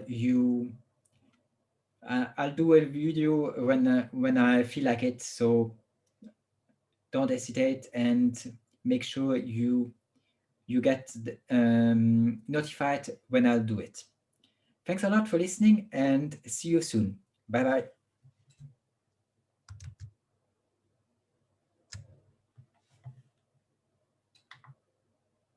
And I want to say, to end on that, I hope that it was as interesting for you than it was to me. I learned a lot, so I hope you did too. See you soon.